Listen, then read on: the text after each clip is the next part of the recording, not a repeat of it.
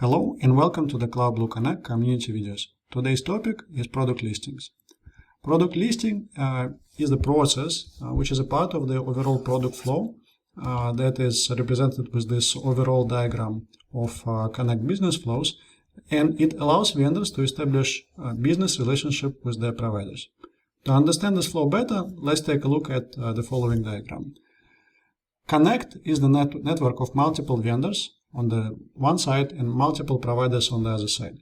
And when those accounts establish relationship between themselves in the system, on the one hand, on the vendor side, vendors declare a lot of products. On the other side, providers control the channels of distribution. In this diagram, I'm showing just one marketplace per provider, but as you probably know, there could be multiple, and very often there are multiple marketplaces per each provider. And when you look at this diagram, so how do those vendors actually choose which products are listed in which marketplaces and distribution channels?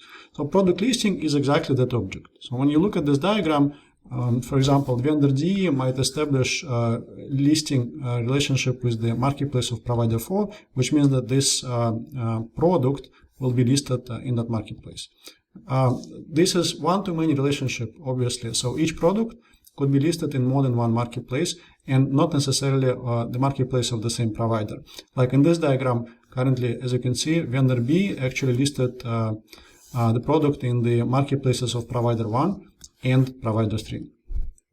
Listing is a compound object.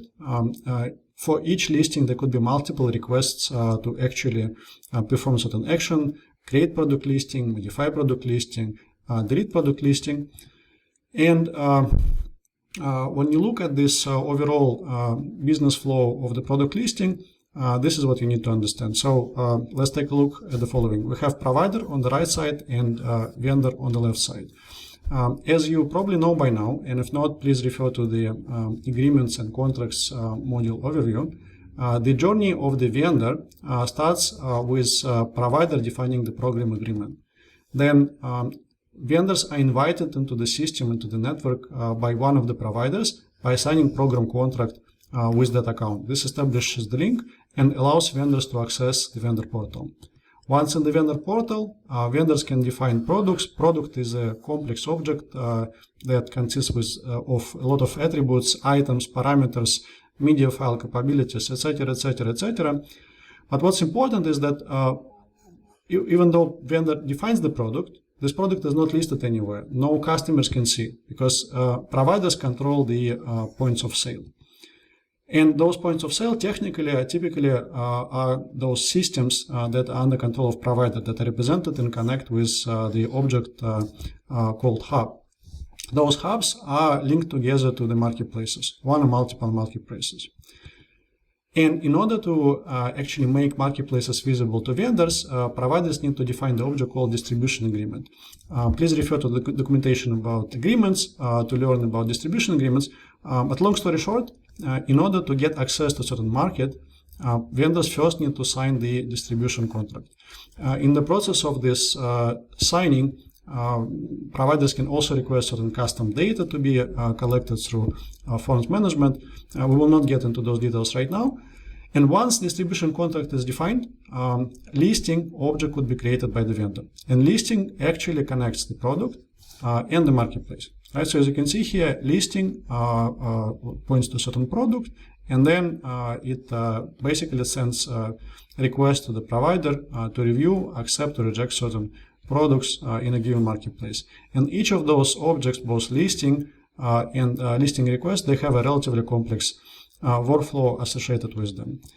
Looking at that workflow, so listing itself is relatively simple. So when listing is created, it means that at least one request associated with the listing is created. Initially, listing is not visible, so it's not listed. Once the first request to list the product has been completed, the listing itself will be completed to listing. And for each request, the workflow is initiated by the vendor, and then it goes through multiple phases of provider review that could either be completed successfully or could be cancelled and basically rejected by the provider. Let's take a look at the implementation of this business flow in our portals. First, it all starts with the vendor portal. And in the vendor portal, we have a module that is dedicated to listing management called listings. In this module, vendors can review their existing listing relationship with their providers and marketplaces, and all actions start with the Manage Listing button located in the top right corner. This button launches the multi-step wizard that guides vendors through the listing process. Vendors will have to choose which products they are working with. In this case, we're choosing this product A1. They will need to choose, in case they have multiple providers that they have active relationship with, like which provider they're working with right now. Like in this case, we're choosing Mighty Mix LLC as our provider. Then they will need to choose marketplace that they are modifying or establish relationship with.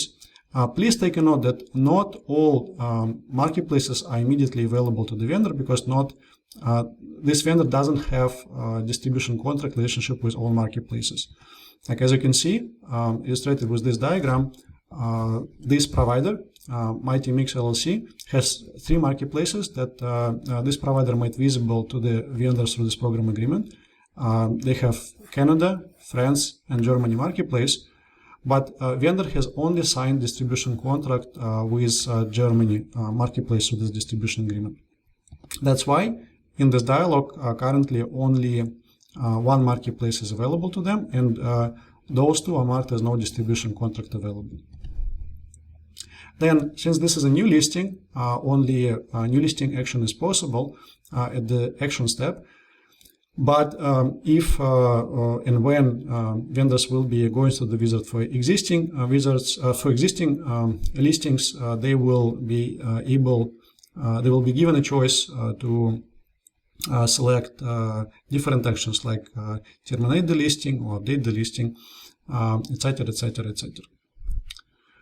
Then vendor submits the listing request to Mighty Mix LLC to the provider. And from this point on, there are no actions that vendor can review and perform on their side, and all of the control is passed to the service provider. So we switch to the provider side of the story.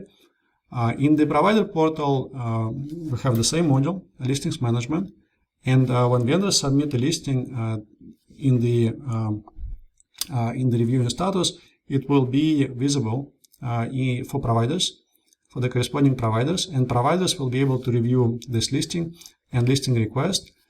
Once providers have a listing, they will now be able to access the actual product information, review the product information, and they can do it through the read-only access to the products management module.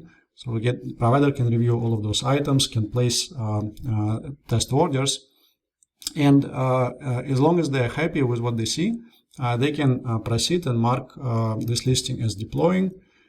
In order to understand the business meaning of this deployment process, let's take a look at the following diagram. So, as we mentioned before, vendors define the product. And then vendors create those listing requests and listing object itself, which they send to the provider staff in the context of a given marketplace, which defines the logical region or logical context of sale. The actual sales happen might happen in different systems on the provider side.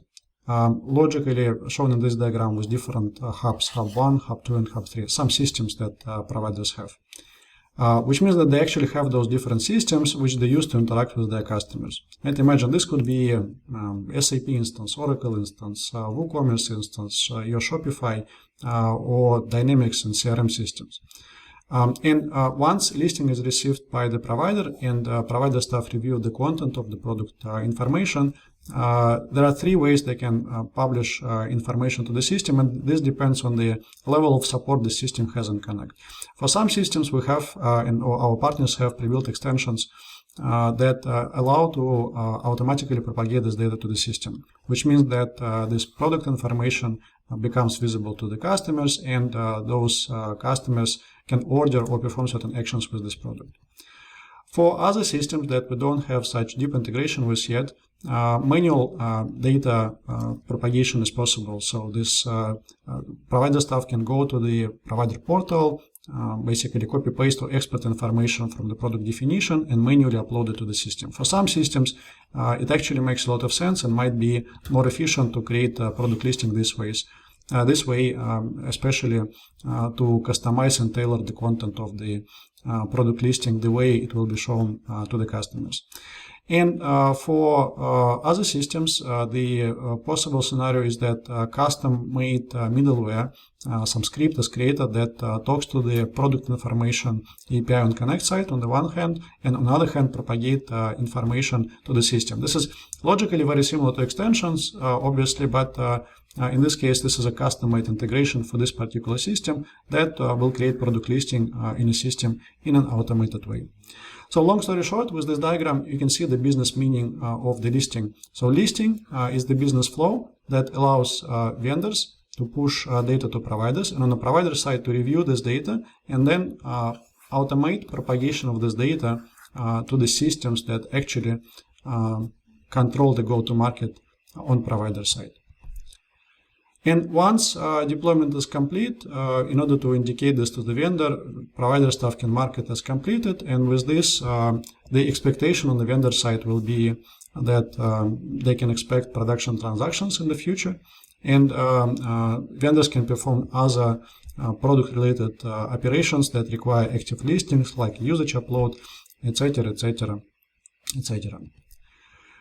This is it. For more information about the listing business process and other processes of Connect, please refer to the CloudBlue Connect community. Please visit our website at connect.cloudblue.com community.